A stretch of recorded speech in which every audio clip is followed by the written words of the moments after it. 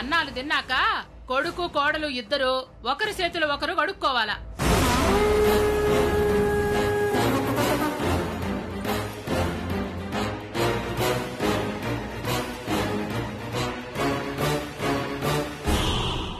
ఇదే కదా సంప్రదాయం. నాకు తెలుసుమే.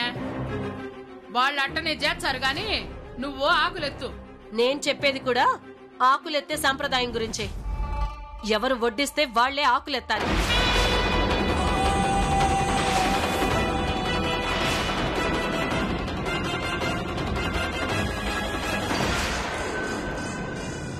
అందుకే అన్నాను ఎవరు చెయ్యాల్సిన పని వాళ్లే చెయ్యాలి అని. ఈసారి బయటికే అన్నాను. అప్పుడే చెప్పాను కదక్క, నా కొడుకు నా కోడలు నేనే వడ్డించాలి అన్నావు. ఇప్పుడు చూడు ఎంగిలాకులు తీయాల్సి వస్తుంది.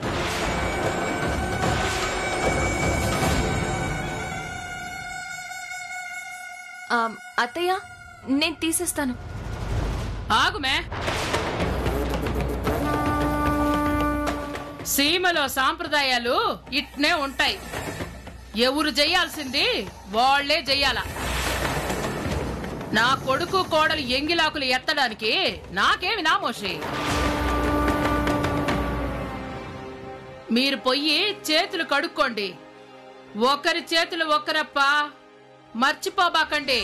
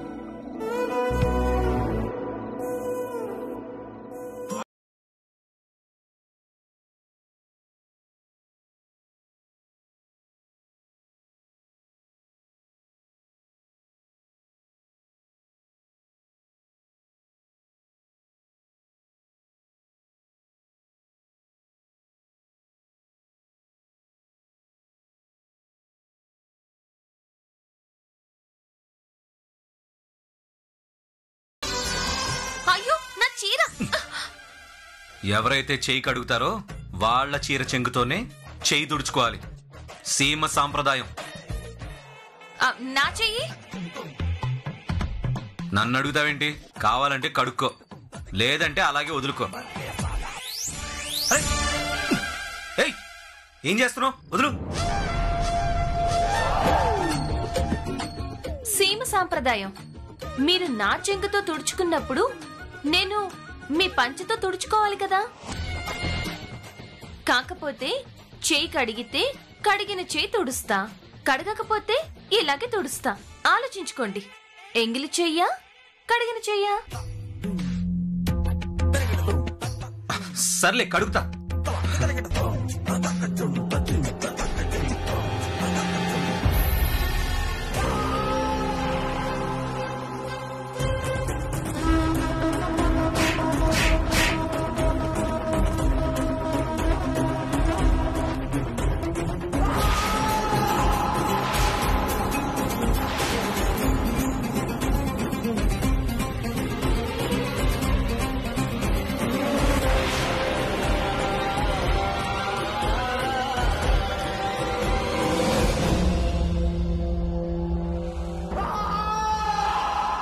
నాకు వార్నింగ్ ఇచ్చింది, నా చెంప పగలగొట్టింది ఈ చెయ్యి కదా.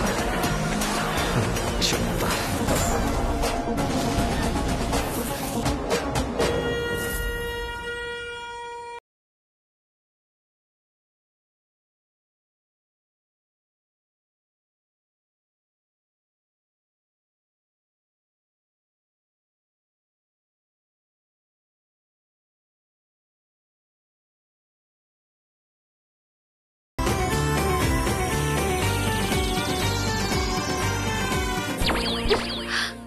చాలు, కడగడం మాత్రం చేస్తే చాలు.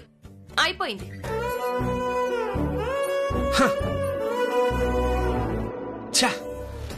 కొంచెంలో తప్పించుకుంది. లేదంటే చెయ్యి పచ్చడి చేసి మళ్ళీ నా జోలికి రాకుండా చేసేవాడిని. అనవసరంగా నోరు జారేసినాను. ఎంగిలాకులు ఎత్తాల్సి వస్తాండాది. ఈసారి నోరు జారే ముందు 1కి 10 సార్లు ఆలోచించాలా.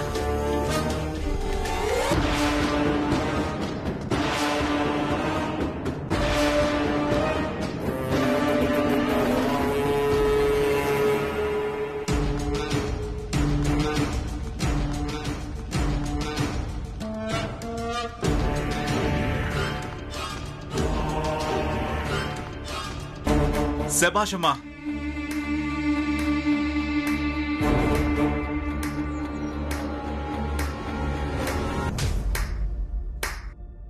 శభాషమ్మా, నువ్వు సూపర్. ఏమప్పా ఎగతాళి చేచ్చండావా? నేను చేయడం ఏంటమ్మా, నీకు నువ్వే ఎగతాళి చేసుకుంటున్నావు. ఆవిడ చాలా తేడా. జాగ్రత్తమ్మా అంటే ఏమన్నావు? బానిసని చేస్తాను, అనసూయమ్మకు అనుచరాల్ని చేస్తాను అని మాటిచ్చి ఆవిడ తిన్న ఎంగిలాకెత్తుతున్నావు. ఎవరు బానిస, నువ్వా వాడా? పులి 1 అడుగు ఎనిక్కేసినాదంటే తగ్గినట్టు కాదప్పా, జింక పిల్ల మీదికి దుంకడానికి సిద్ధమైనట్టు. వచ్చి రోజు కూడా కాలేదప్పా ఆ జింక పిల్లని ఈ పులి ఎట్లా ఏటాడుతుందో ముందు ముందు నువ్వే చూచావుగా.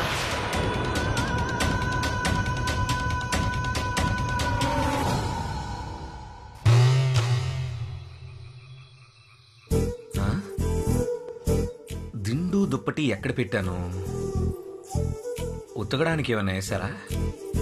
అప్పుడు దిండన్న ఇక్కడ ఉండాలి కదా. లావణ్య, లావణ్య, ఏంటన్నయ్యా? నా దిండు దుప్పటి ఎక్కడ? వదిన గదిలో పెట్టాను. అక్కడ పెడితే మరి నేనెలా పడుకోవాలి? ఇంకా ఇక్కడెందుకు పడుకుంటావన్నయ్యా నువ్వు? పొద్దున అమ్మాజీ అమ్మ చెప్పింది మర్చిపోయావా? కొత్తగా పెండ్లైన జంట చేత ఆరు బయట కాపురం పెట్టించలేం గదా, అందుకే వేరే గది కావాలా. ఈ రోజు నుంచి పడుకోవడం లేవడం అన్ని వదిన గదిలోనే. అందుకే నీ దిండు దుప్పటి అక్కడే పెట్టేశా. వస్తే మొద్దు, అదంతా ఇప్పుడే కాదు, ముందు శాంతి ముహూర్తం చూడాలి. ఆ తర్వాతే ఇద్దరూ కలిసి ఒకే గదిలో పడుకునేది. అంతవరకు ఇద్దరూ విడివిడిగానే పడుకోవాలి. అమ్మయ్యా, బతికించావు దేవుడా. ఒక ఇంట్లో కలిసి ఉండడమే ఏదోలా ఉంటే ఒకే గదిలో ఉండడం అంటే నా వల్ల కాదు. అదేదో శాంతి ముహూర్తం అంటున్నారు కదా, అది మెల్లగా వాయిదా వేస్తూ పోతే ఇప్పుడప్పుడే ఒకే గదిలో కలిసి ఉండే బాధ ఉండదు. అవునా పిన్ని, ఒకే గదిలో ఉండడం అంటే ఈ రోజు నుంచి కలిసే ఉండాలేమో అనుకున్నాను. మంచి పని చేసావు గాని ఎలా వాటిని తీసుకెళ్లి లోపల పెట్టావో అలాగే తీసుకొచ్చి ఇక్కడ పెట్టు. నువ్వే పోయి తెచ్చుకో. తీసుకెళ్లిన దానివి నువ్వు, మర్యాదగా నువ్వే తెచ్చిపెట్టు. తీసుకురాను, ఏం చేస్తావు? ప్లీజ్ ప్లీజే, నీకు పుణ్యం ఉంటుందే, తెచ్చిపెట్టవే. పుణ్యానికి పోతే నా పొట్ట మాడిపోతుంది బాబు. మీకే ఒకరికొకరు ఎంచక్క కడుపు నిండా తినిపించుకున్నారు, మరి మేము తినద్దా? రాక్షసి, ఎందుకురా దాన్ని బతుకులాడతావు? నువ్వే వెళ్ళి తెచ్చుకోవచ్చు కదా, అవకాశం వినియోగించుకోరా. మరీ ఇంత మట్టి బుర్రైతే ఎలా చెప్పు? ఏం అవకాశం? నిజంగా నీది మట్టి బుర్రేరా. అదే మా కాలంలో అయితే శాంతి మహోత్సవం అయ్యేదాకా ఒకరి మొహాలొకరిని చూసుకొనిచ్చేవారే కాదు. అప్పుడు మీ బాబాయ్ నన్ను చూడ్డానికి మాట్లాడడానికి ఎంత ప్రయత్నించేవారో. ఇప్పుడు నీకు ఆ కష్టం లేకుండా దిండు దుప్పటి పేరుతో కలిసి మాట్లాడుకునే అవకాశం వచ్చింది. అస్సలు వదులుకోకరా, వెళ్ళు. దీని నుంచి ఎంత దూరం ఉండాలా అని నేను ఆలోచిస్తుంటే మాట్లాడే అవకాశం కోసం వెతుక్కోవడమా? ఛాన్సే లేదు. దుప్పటి దిండు లేకపోయినా ఇలాగే పడుకోగలను.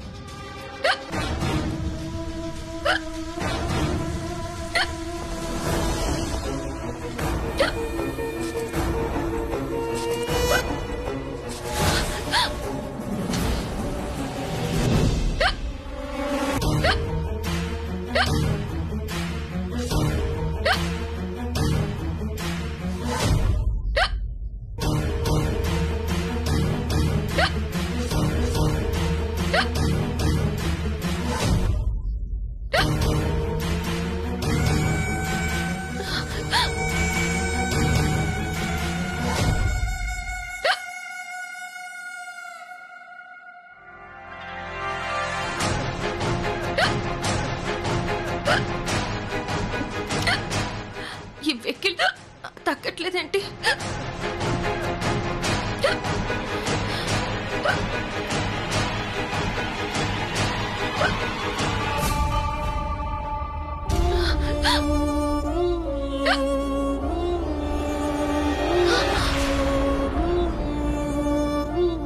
అమ్మయ్యా, పట్టుకున్నాను కాబట్టి బతికిపోయాను. లేదంటే జగ్గు కింద పడేసావేంటి? మా అమ్మకి నీకు గొడవలంటూ మళ్ళీ క్లాస్ మొదలు పెట్టేవాడు.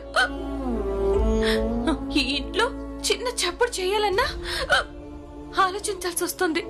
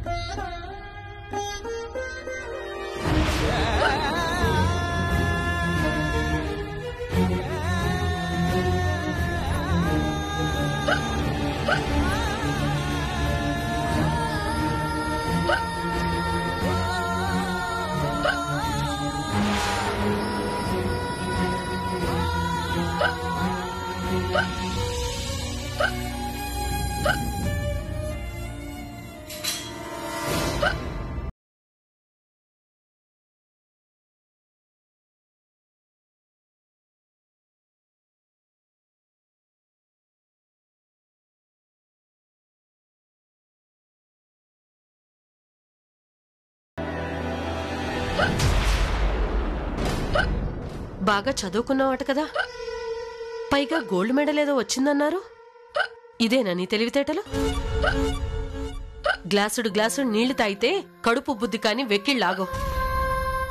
నోట్లో కొంచెం తీపి పదార్థం ఏదైనా వేసుకొని తర్వాత గుక్కెడు నీళ్లు తాగితే అవే ఆగిపోతాయి. ఈ మాత్రం కూడా తెలియని తెలివితేటలు ఎందుకు? ఆ బెల్లం నోట్లో వేసుకో.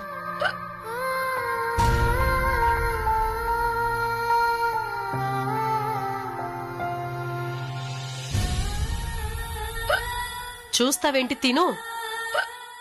అది కూడా తింటాం చేత కదా, తినిపించాలా?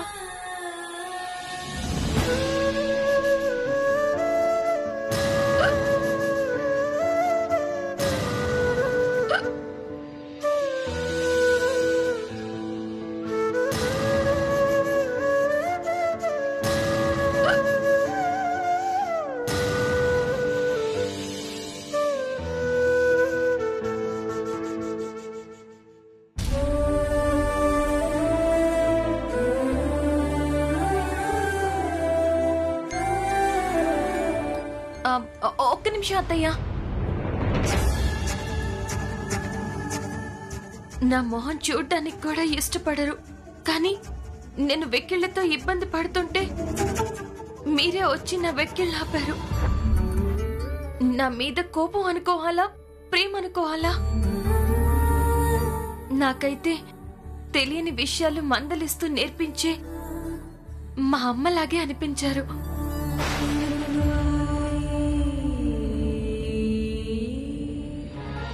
అత్తారింట్లో అమ్మ దొరకడం అంటే ఏ అమ్మాయికైనా అంతకన్నా అదృష్టం ఏముంటుంది?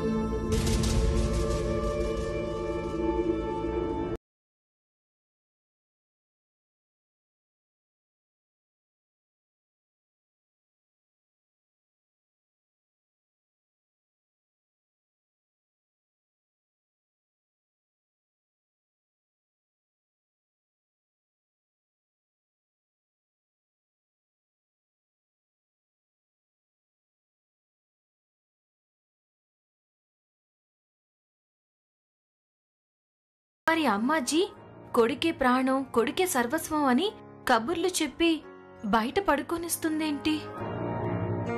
ప్రేమంతా పైపైనేనా?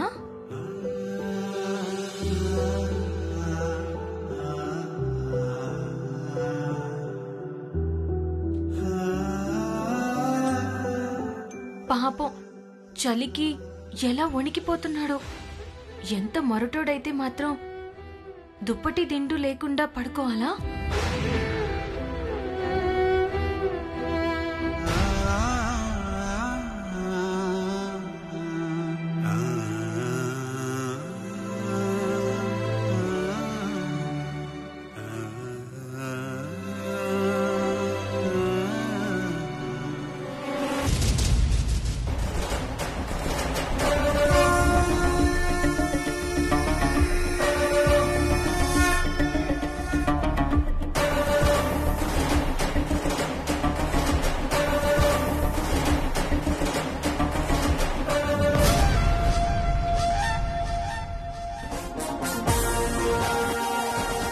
నన్ను అడుగడుగున వేధిస్తున్నాడు కదా, నేనెందుకు ఇవ్వాలి? నేనివ్వను.